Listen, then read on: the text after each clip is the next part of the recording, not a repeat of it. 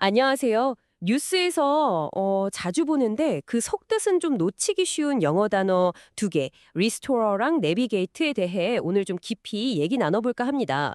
그냥 사전에 나오는 뜻 말고요. 이 단어들이 실제로는 어떤 그림을 그리고 있는지 그 미묘한 차이, 뭐랄까 숨겨진 맥락 같은 걸 파헤쳐 볼 거예요. 이걸 알면 뉴스가 더 잘 보이고 여러분의 영어 표현력도 훨씬 풍부해질 겁니다. 여러분 같이 한번 들어가 볼까요? 네, 좋습니다. 이 두 단어가 참 중요한 게요. 그냥 하다가 아니라 그 안에 어떤 이야기가 담겨 있어요.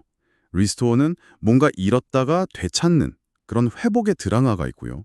내비게이트는 복잡한 상황 속에서 길을 찾아 나가는 그런 여정을 딱 보여주거든요. 그러니까 왜 이 단어를 썼는지 그 배경을 아는 게 중요하죠. 와, 흥미로운데요? 그럼 리스토어부터 시작해 볼까요? 이게 기본 뜻은 이전 상태로 되돌리다인데 말씀하신 것처럼 특별한 점이 있겠죠?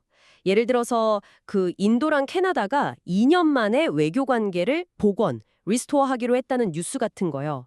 그냥 다시 시작한다랑은 확실히 느낌이 다르더라고요. 맞아요. 그게 핵심입니다. 그냥 다시 시작하는 리스타트나 뭐 고장난 거 고치는 픽스랑은 달라요.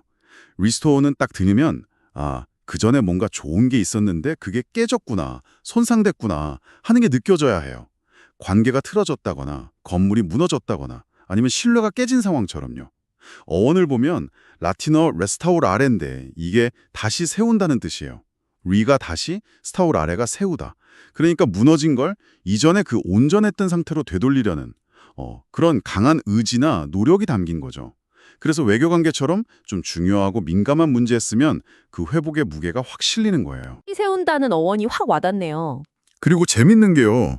우리가 자주 가는 레스토랑 있잖아요. 네, 레스토랑요? 네, 그게 이 위스토랑 뿌리가 같아요. 원래 18세기 프랑스에서 레스토랑은 원기를 회복시키는 음식 뭐 이런 뜻이었대요. 그러니까 지친 사람들이 와서 기운을 회복하는 restore 그런 장소라는 개념에서 발전한 거죠. 활력을 되찾게 한다는 그 핵심 느낌이 여기서도 딱 보이죠. 와, 레스토랑 어머니 회복이라니 이건 정말 생각도 못했네요. 신기하다. 아, 그래서 그런지 이 리스토어라는 단어가 정말 여러 분야에서 중요하게 쓰이는 것 같아요. 뭐 기술 쪽에서는 데이터 복구, 의료에서는 건강 회복, 또 문화유산 복원이나 생태계 복원까지 뭔가 가치 있는 걸 되살릴 때 쓰는군요. 상당히 격식 있고 힘 있는 표현 같아요. 네, 맞습니다. 자, 그럼 이번에는 내비게이트로 넘어가 볼까요? 이 단어도 원래 뜻이 있는데 요즘엔 비유적으로 훨씬 많이 쓰이죠. 그렇죠. 원래 배나 비행기 조종하다, 항해하다 이건데 요즘 뉴스 보면 뭐 기업이 공급망 혼란을 헤쳐나가고 있다? 내비게이트하거나 넷제로 전환을 헤쳐나가기 위한 전략 이런 식으로 정말 많이 나오더라고요. 근데 그냥 다루다, 핸들하거나 관리하다, 매니지 같은 말도 있는데 굳이 이 내비게이트를 쓰는 이유가 있을까요? 좀 더 어려운 느낌을 주려는 건가? 네. 아주 좋은 질문이에요. 그게 그냥 다루다, 관리하다랑은 결이 좀 달라요. 내비게이트를 썼다. 그러면 그 상황이 단순하지 않다는 거예요. 마치 그 숙련된 항해사가 막 폭풍을 치는 바다를 조심조심 건너가는 것처럼 상당한 어려움, 복잡함이 있고 이걸 뚫고 나가려면 기술도 필요하고 신중함, 전략 이런 게 다 필요하다는 뉘앙스예요.